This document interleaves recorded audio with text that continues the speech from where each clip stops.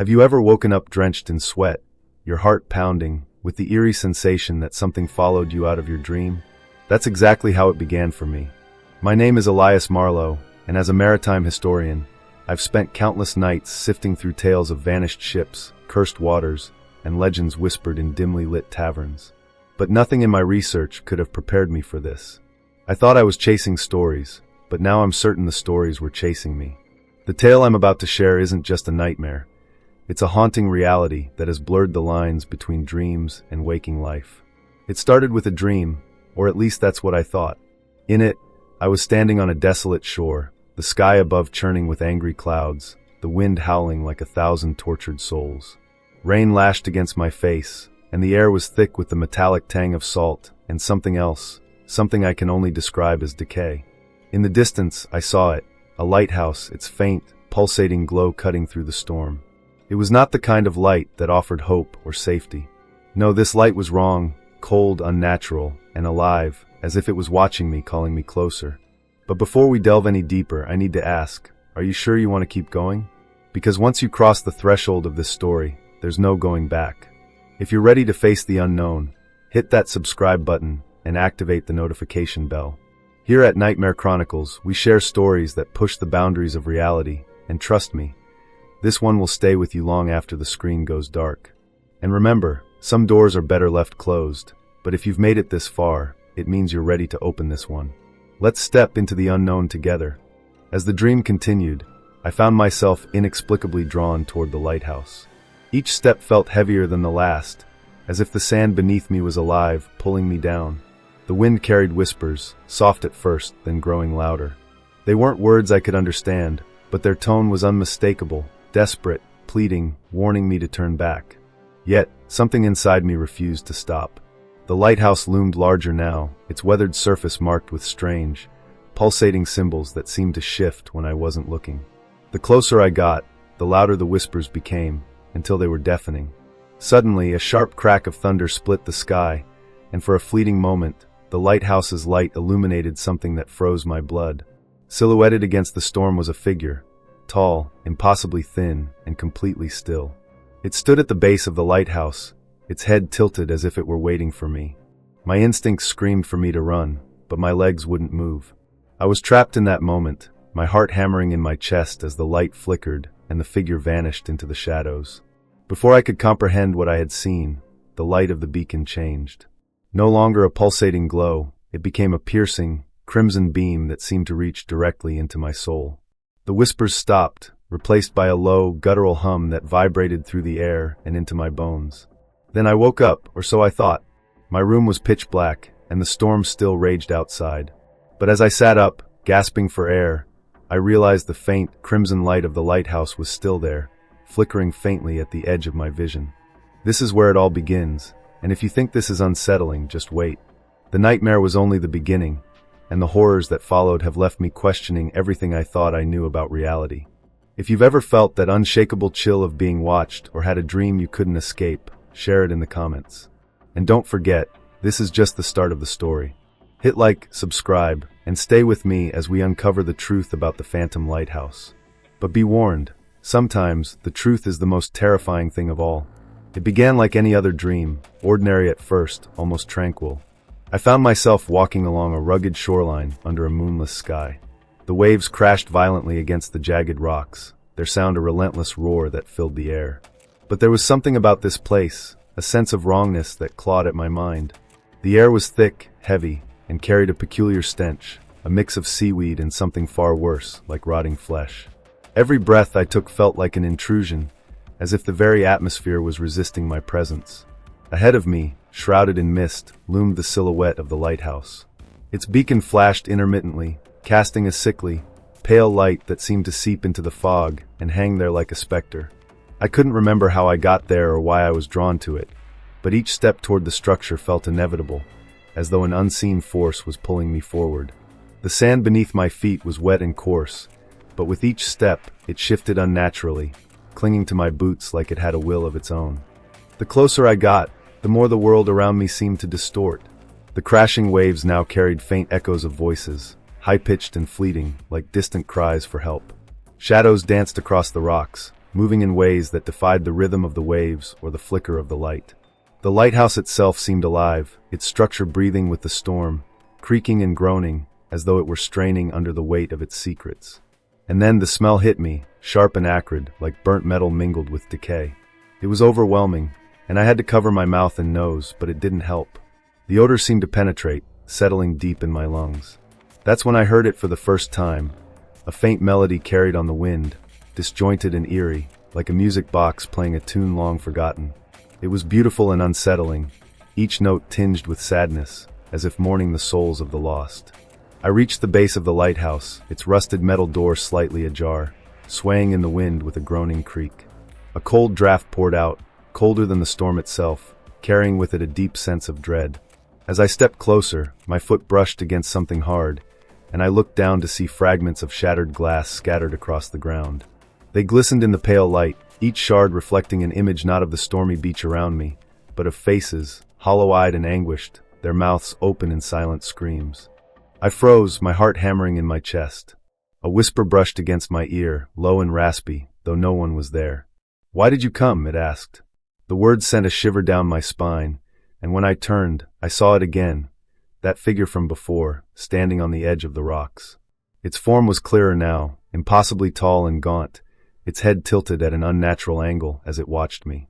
The light from the beacon passed over it, but the figure cast no shadow. The melody grew louder, more discordant, and the lighthouse beacon changed again. Its pale light deepened into an ominous crimson glow that painted the rocks and the waves in shades of blood. My instincts screamed for me to run, but my legs felt rooted to the spot. I stared at the open door, and for reasons I still cannot explain, I stepped inside. The sound of the wind and waves vanished instantly, replaced by a suffocating silence that pressed against my ears. Inside, the walls were covered with strange carvings, symbols I couldn't recognize, glowing faintly in the dim light. The air was damp, and the floor felt slick beneath my feet, as if coated in oil. The whispers returned, louder now, overlapping and chaotic, as though a dozen voices were speaking at once. They were saying my name. "Elias! Elias, you shouldn't have come." I took a step forward, and the floor groaned beneath me. The sound echoed, but it didn't fade, it lingered, vibrating in the air like a warning. The light from the beacon above me grew brighter, casting long, twisted shadows that danced across the walls. Then, from somewhere deep within the lighthouse, I heard it, the unmistakable sound of footsteps. Slow, deliberate, and drawing closer. Something was coming, and I had just crossed the threshold into its domain. The first steps into the lighthouse felt like walking into another dimension, where time and reality twisted into something unrecognizable. The door slammed shut behind me with a deafening clang, as if the building itself had sealed me in. The sound reverberated through the air, but there was no echo, only a suffocating silence that followed. My breath came in short gasps, the air thick and damp, carrying a metallic taste that clung to my tongue. The walls were alive with motion. Faint, glowing carvings etched into the corroded metal seemed to ripple, their shapes shifting in ways my mind couldn't fully process. They weren't just symbols, they were messages, warnings, or perhaps something far older and incomprehensible. I tried to look away, but my eyes were drawn back, each glance filling me with a growing unease. The whispers had returned, louder now, and they weren't just calling my name. They spoke in fragmented sentences, voices overlapping in a chaotic symphony. "Don't look back! The light sees all. It knows you." I moved deeper into the lighthouse, my steps hesitant and my senses heightened. The floor beneath me felt slick and uneven, and with every step, it groaned and creaked, as though the structure was reacting to my presence. The red light from the beacon above seeped down the spiraling staircase, casting long shadows that twisted and writhed on the walls like living things. Shadows that didn't match my movements. I reached out to steady myself against the wall, and my fingers brushed something wet and warm. Jerking my hand back, I stared at the smear it left on the metal, a dark, viscous substance that looked like oil but smelled of iron. The whispers grew louder, more insistent, and I swore I could feel breath on the back of my neck. I spun around, expecting to see something, or someone, but there was nothing. Only the same oppressive emptiness I had walked through moments before.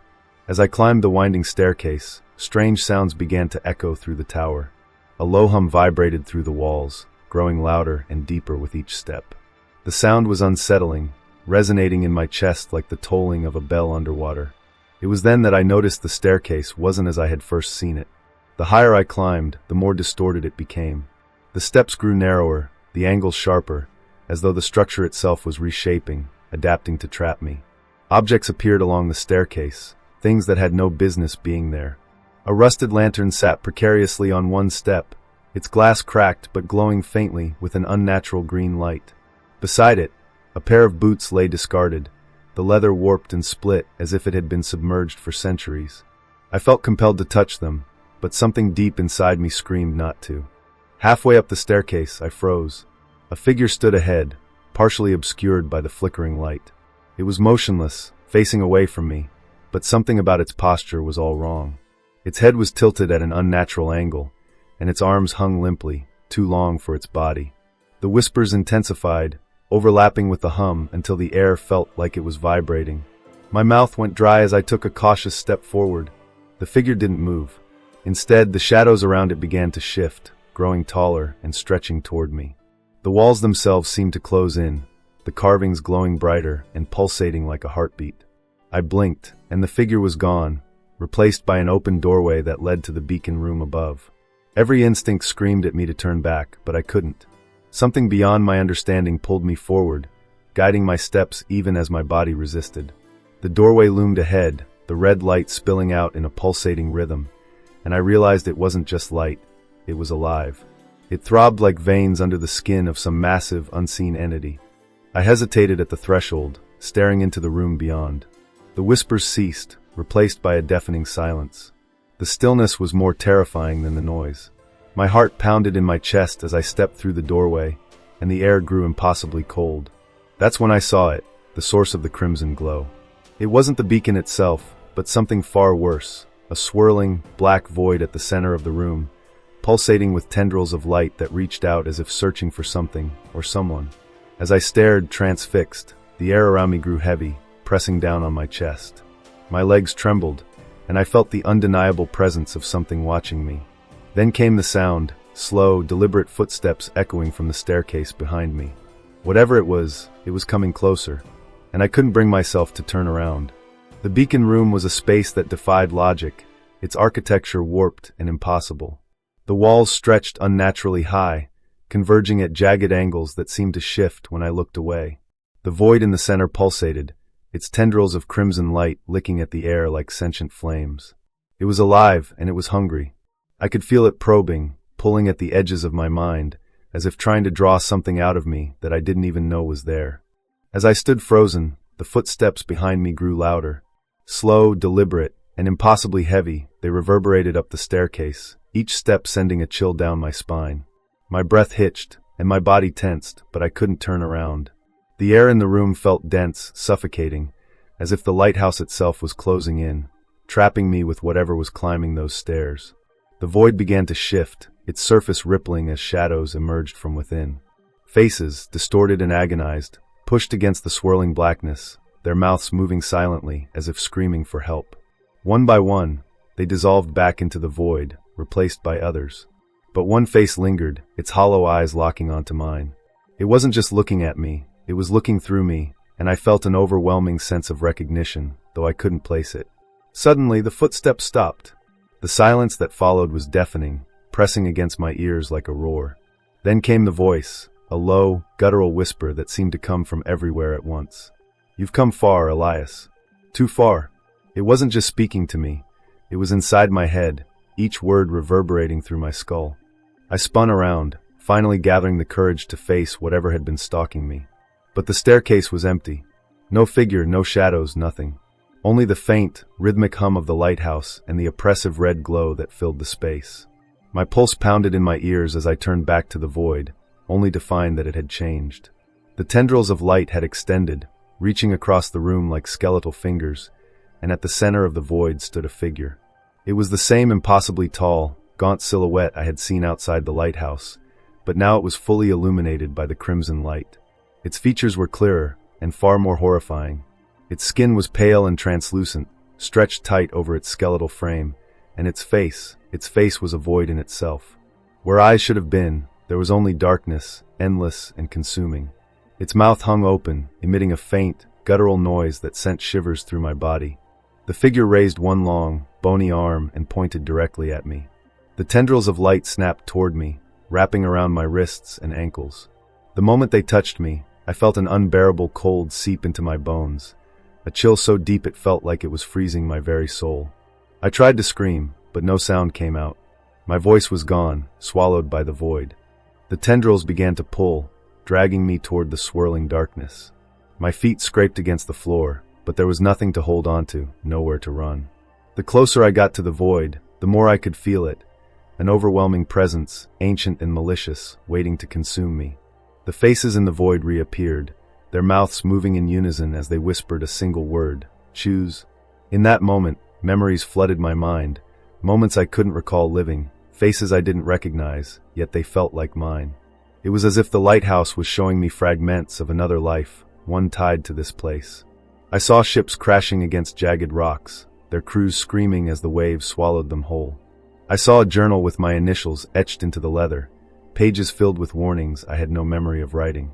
And I saw the figure, the same one now standing before me, watching silently from the shore as each tragedy unfolded. The void spoke again, its voice shaking the room. Elias, the light remembers. The light chooses. Now you must choose. In that moment, the tendrils tightened, and I felt the void pulling me closer, offering me a glimpse of what lay beyond. A swirling mass of chaos, a place where time and reality dissolved into nothingness. But there was something else, a faint glimmer, a fragment of hope, or perhaps a cruel illusion designed to lure me in. I fought against the pull, my mind racing. Was this a test? A punishment? Or had I been chosen for something I couldn't yet comprehend? As the light consumed my vision, I realized that whatever decision I made in that moment would change everything. Not just for me, but for anyone who dared to approach this cursed lighthouse in the future. And then, everything went black. I awoke in my bed, drenched in sweat, my heart pounding against my ribs like a war drum. The red glow of the lighthouse was gone, replaced by the faint light of the morning sun filtering through my window. For a moment, I convinced myself it was just a nightmare, albeit the most vivid and horrifying I had ever experienced. But the feeling lingered, that oppressive weight, the cold tendrils, the void calling my name. It wasn't just a dream. It couldn't be. As I sat up, I noticed something that made my blood run cold. On my nightstand, next to my watch and glasses, was an object I had never seen before, a small, corroded piece of metal. It was roughly circular, its edges jagged, and etched into its surface was the same pulsating symbol I had seen in the lighthouse. My hands trembled as I reached for it, half expecting it to burn my skin, but it was cold, colder than ice. Holding it sent a chill down my spine, a stark reminder that what I had experienced was no mere fabrication of my mind. I couldn't shake the unease. Every time I closed my eyes, I saw glimpses of the void, the swirling faces, and that skeletal figure with its hollow eyes. The whispers were gone, but their memory echoed in the corners of my mind, a constant hum that refused to fade. Desperate for answers, I turned to what I knew best, research. I began scouring old maritime logs and archives, searching for any mention of a Phantom Lighthouse. What I found was worse than I had imagined. Buried in forgotten records and fragmented accounts were stories of sailors who had seen a strange beacon on stormy nights, only to vanish without a trace. The few survivors spoke of a lighthouse that appeared from nowhere, its crimson light luring ships to their doom. Their descriptions matched mine exactly. The unnatural glow, the pulsing symbols, and the overwhelming sense of being watched. One account, dated over a century ago, chilled me to the core. A ship's captain had documented his sighting of the lighthouse in a weathered journal, writing that he felt an inexplicable pull toward it, as if it were calling to him. The last entry was unfinished, the ink smeared as if written in haste. The light chooses. I dug deeper, poring over maps and historical records, trying to locate the coastline from my dream. It didn't take long. The description matched an area known for its treacherous waters and unexplained disappearances. Locals called it the Wailing Shore, a name that sent shivers through me. Legends spoke of a cursed lighthouse that had once guided ships to safety, but had been abandoned after a series of mysterious deaths. My search led me to old newspapers and forgotten interviews with fishermen and townsfolk. The details were fragmented but eerily consistent. People spoke of hearing whispers on the wind during storms, of red lights flickering on the horizon where no lighthouse should exist. Some even claimed to have seen figures moving in the distance, tall and skeletal, watching from the rocks. Then I stumbled upon something that made my stomach drop. An article from decades ago detailed the discovery of an artifact on the shore, a rusted metal disc bearing a strange symbol. The artifact had been recovered by a sailor who claimed it came from the Phantom Lighthouse. But within weeks, the man had vanished, leaving only a hastily written note behind. The light remembers. The more I read, the clearer it became that this wasn't just a dream or a random haunting. The lighthouse was real, and it had been reaching across time and space, pulling people toward it for reasons I couldn't yet understand. But why me? Why now? I decided to take my search offline and speak to the locals in the area. When I arrived at the nearby village, the atmosphere was suffocating. The residents were wary, their eyes darting toward the horizon whenever I mentioned the lighthouse.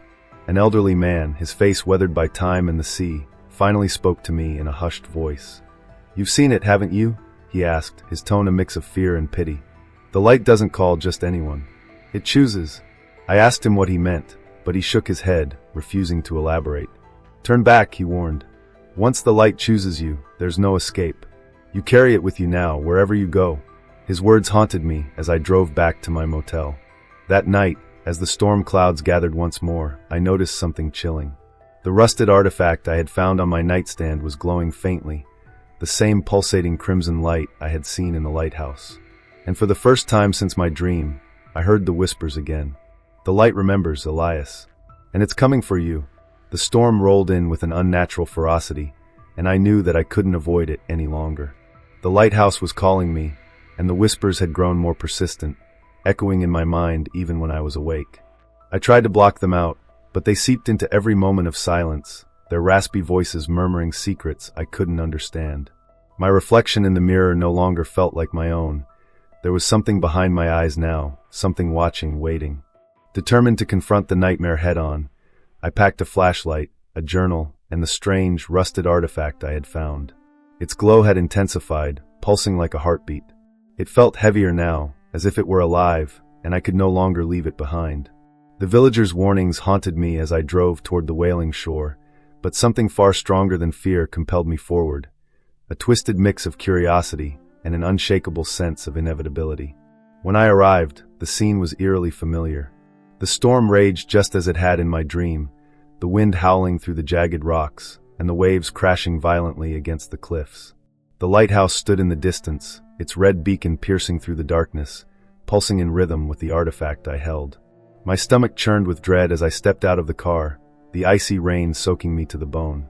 As I approached the lighthouse, the air grew colder, and the whispers returned, soft at first, like the distant murmur of the sea, but growing louder with every step. "You shouldn't be here, Elias. It's too late to turn back." The voices seemed to come from everywhere at once, pressing against my skull like a vice. My flashlight flickered, then died, leaving me in near-total darkness, save for the ominous red glow emanating from the lighthouse. I stumbled forward, the sand shifting beneath my feet like it was alive. Shapes moved in the periphery of my vision, tall, gaunt figures that seemed to fade into the storm whenever I turned to look directly at them. Their presence sent a chill through me, but I pressed on, clutching the artifact tightly, as if it could somehow protect me. At the base of the lighthouse, I found the door slightly ajar, just as it had been in my dream. This time, though, I wasn't alone. A man stood there, his back to me, drenched from the rain. His silhouette was illuminated by the crimson light, and his shoulders shook as if he were weeping. "Who are you?" I called out, my voice barely audible over the storm. He turned slowly, and my breath caught in my throat. His face was hollow, his eyes sunken and glowing faintly red, like embers smoldering in the dark. His mouth moved, but the words were drowned out by the roar of the wind. Then, in a voice that seemed to echo both inside and outside my head, he whispered, "You've been chosen, just like me." I stepped back, but the door swung open behind him, revealing the staircase leading up to the beacon room. The glow from the artifact in my hand grew brighter, almost blinding, and the whispers became deafening. The man stepped aside, gesturing for me to enter, his eyes filled with a mix of pity and resignation. I hesitated, but the storm seemed to push me forward, the wind howling like a chorus of screams. The air inside the lighthouse was thick and damp, and the walls seemed to pulse with an unnatural rhythm. The symbols etched into the metal glowed faintly, their patterns shifting as I ascended the staircase. Halfway up, the whispers coalesced into a single voice, deep and commanding, "You carry the light. It is your burden now. The voice filled me with an unbearable weight, and for a moment, I felt as though I was being crushed under its power. My legs trembled, but I kept climbing, drawn by the beacon's glow and the knowledge that whatever awaited me at the top would be the key to understanding this nightmare. When I reached the beacon room, the scene was even more horrifying than I had imagined. The void was there, swirling and pulsating with crimson tendrils, but now it was larger, more alive. Shadows moved within it, their forms indistinct but filled with malice. The air was thick with the stench of decay, and the temperature had dropped so low that frost formed on the walls. Then from the shadows another figure emerged, a woman this time, her face gaunt and pale, her eyes glowing with the same eerie red light. She held a tattered journal, its pages smeared with water and ink. She extended it toward me, her hands trembling.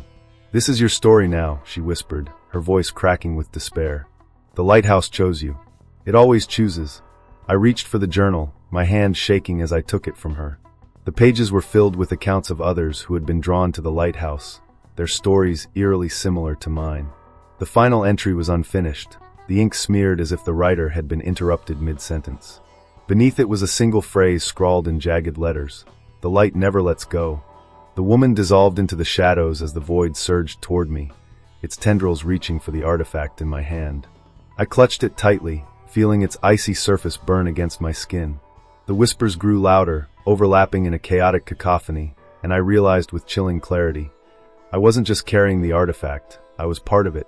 The light wasn't just inside the lighthouse. It was inside me. As the void consumed the room, I understood the terrifying truth. The lighthouse wasn't just a beacon. It was a gateway, and I had been chosen to open it. The room seemed to collapse in on itself as the void surged, its tendrils of crimson light weaving through the air like serpents seeking prey. The frost-covered walls groaned, shifting and warping as though the lighthouse itself was alive, writhing under some unseen force. The journal in my hand burned with an icy cold, and the artifact I clutched pulsed so violently it felt like it might shatter. The whispers had returned, but this time they were no longer fragmented. They spoke as one, a voice deep and guttural, resonating through the very fabric of the room. "Elias, the light has waited for you." From the void emerged the skeletal figure I had seen in my dreams, its form impossibly tall, its movements unnervingly smooth as if gliding rather than walking. Its hollow eyes fixed on me, their darkness deeper than the abyss behind it. It raised a hand, bony fingers outstretched, and pointed directly at me. I tried to move, to step back, but my body refused to obey. The crimson tendrils snaked closer, brushing against my arms and legs, and an unbearable cold seeped into my skin.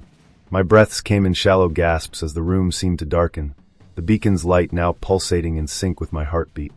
The figure's voice echoed once more, though its mouth didn't move. "You've carried the light before. You've forgotten. But the light never forgets." The words sent a shockwave through my mind, and suddenly, memories I didn't recognize flooded in. Flashes of ships crashing against jagged rocks, of sailors screaming as they were swallowed by the sea.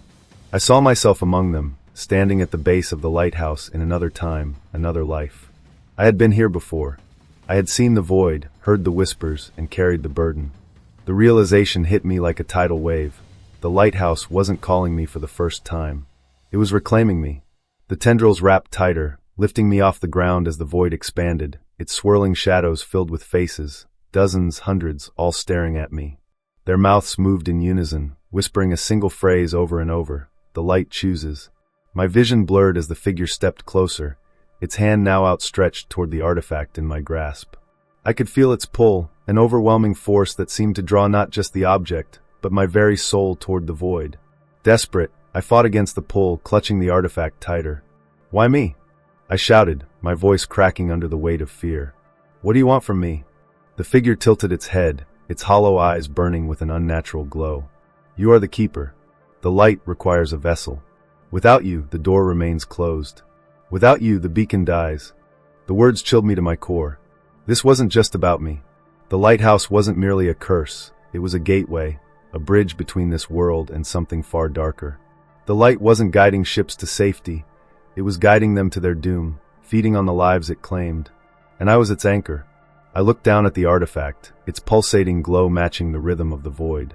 The journal's pages fluttered in an unseen wind, the final entry now clear before my eyes. The keeper must choose, become the light or extinguish it forever. I knew what I had to do, but the weight of the decision was crushing. If I destroyed the artifact, the beacon would die, and the lighthouse would fall silent. But at what cost? Would it release those trapped within the void, or would it unleash something even worse? If I accepted the light, I would become part of it, bound to the lighthouse for eternity, a guardian of its cursed existence. The void surged again, its tendrils tightening as the figure's hollow voice echoed, "Choose, Elias. The light will not wait." Summoning every ounce of strength, I gripped the artifact with both hands, its icy surface searing my skin. The whispers grew deafening, and the tendrils pulsed violently, as if sensing my intent. With a final, desperate cry, I slammed the artifact against the ground, shattering it into countless shards. The room erupted in chaos. The void shrieked, its tendrils writhing wildly as the light flickered and dimmed. The figure let out a guttural roar, its form disintegrating into the shadows as the walls of the lighthouse trembled.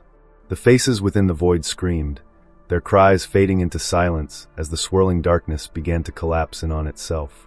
The crimson glow was gone, replaced by an all-consuming blackness. I felt myself falling, the ground vanishing beneath me, the air cold and empty. And then nothing. When I woke, I was lying on the shore, the storm long gone, the lighthouse nowhere in sight. The artifact was gone, and the whispers had fallen silent. But as I sat up, a cold wind brushed against my cheek, carrying with it a faint, familiar melody, haunting and distant, like a music box playing just beyond the veil of reality. The light was gone, but I knew it wasn't over. It never is. I opened my eyes to the sterile glare of fluorescent lights overhead. The antiseptic smell and the distant beeping of monitors told me I was in a hospital. Disoriented, I tried to sit up, but a sharp pain shot through my body. A nurse hurried over, gently pressing me back onto the bed. "Take it easy," she said softly. "You've been through quite an ordeal." "What happened?" I managed to ask, my voice barely more than a whisper. "You were found unconscious on the shore after the storm," she explained. "It's a miracle you're alive." As she adjusted the fore drip, my eyes caught sight of something that made my blood run cold. Etched into the skin of my forearm was a faint symbol, the same pulsating emblem from the lighthouse. I stared at it, my heart pounding. "This mark, do you see it?" I asked urgently. The nurse glanced at my arm, and then back at me with a puzzled expression. "There's nothing there," she replied. "You should rest." But how could I rest? The symbol was as real as the lingering chill that settled in my bones. Released from the hospital days later, I returned home, hoping to find solace. Instead, the boundaries between reality and nightmare continued to blur. Shadows in my house seemed to move on their own, stretching and twisting in the corners of my vision. The whispering returned, faint at first, then growing more insistent. Mirrors reflected not just my image, but fleeting glimpses of the void and the faces trapped within it. The symbol began appearing everywhere, in the condensation on the bathroom mirror, in the patterns of fallen leaves outside, even scratched into the paint on my front door. Desperate for answers, I revisited the coastal village, seeking out Caleb, the old fisherman who had warned me before. His cottage was dark, the windows boarded up. Neighbors said he had vanished the same night I was found on the shore. Inside his abandoned home, I discovered a room filled with sketches of the lighthouse, the symbol scrawled obsessively across every surface. On his table lay a tape recorder. I pressed play, and his weathered voice filled the room. "They're coming. The ones who watch from the shadows. The lighthouse is just the beginning. Elias, if you're hearing this, it's already too late." A sense of dread settled over me. Returning home, I found my front door ajar. Inside, the house was plunged into darkness, save for a faint, crimson glow emanating from the living room. The television flickered static, and as I approached, the screen changed, displaying live footage of the lighthouse, its beacon rotating slowly. My own face appeared on the screen, eyes wide with fear. The whispers swelled into a cacophony. "You cannot escape. The light binds us all." Suddenly, the power went out completely. The only light came from the symbol on my arm, now glowing brightly. The temperature plummeted, and I could see my breath misting in the air. From the darkness, figures emerged, shadowy silhouettes with hollow eyes, the same entities from the lighthouse. They surrounded me, their whispers overlapping in an incomprehensible drone. In a panic, I grabbed the journal, the one from the lighthouse that had mysteriously found its way to my home. Flipping through its pages, I searched for anything that could help. Near the end, a passage caught my eye. The cycle continues unless the chain is broken. The keeper must choose, surrender to the light or extinguish it forever. Beware, for the light does not forgive. My mind raced. Was there a way to end this? The artifact was gone, shattered in the lighthouse, but perhaps there was another way. The figures edged closer, their forms flickering like dying flames. Why me? I shouted into the darkness. What do you want from me? The whispers ceased, and one figure stepped forward, its face mere inches from mine. In a voice that resonated deep within my mind, it answered, "Because you have seen beyond the veil. You are marked. The choice is upon you once more." A searing pain shot through my arm as the symbol burned brighter. The house began to tremble, objects levitating and crashing around me. I realized that destroying the artifact hadn't ended the nightmare, it had unleashed it. With no options left, I faced the inevitable. Closing my eyes, I concentrated on the symbol, willing it to absorb the darkness surrounding me. A surge of energy coursed through my body, and a blinding light erupted from within me, engulfing everything. I awoke on the floor of my living room, the morning sun streaming through the windows. The house was intact, no signs of the chaos from the night before. The symbol on my arm had vanished. For a moment, I dared to hope it was over. But as I stepped outside, I noticed neighbors staring at their phones in the sky. Whispers spread through the crowd about strange lights during the night, of shadows moving independently of their casters. My heart sank. The nightmare hadn't ended, it had spread. While you're watching this video, perhaps that symbol is already manifesting somewhere near you. Look around. Are you alone? Are you sure? If you've made it this far, you're now part of this story. Share your theories in the comments. What really happened on that shore? What did that symbol mean? And more importantly, why do you think I was chosen? To dive deeper into these mysteries, hit that bell icon, subscribe to Nightmare Chronicles, and share this video, but do so at your own risk. Each new subscriber helps us uncover more stories like this. And remember, sometimes the nightmares choose you, and when they do, there's no escape. See you in the next nightmare, if you dare to return.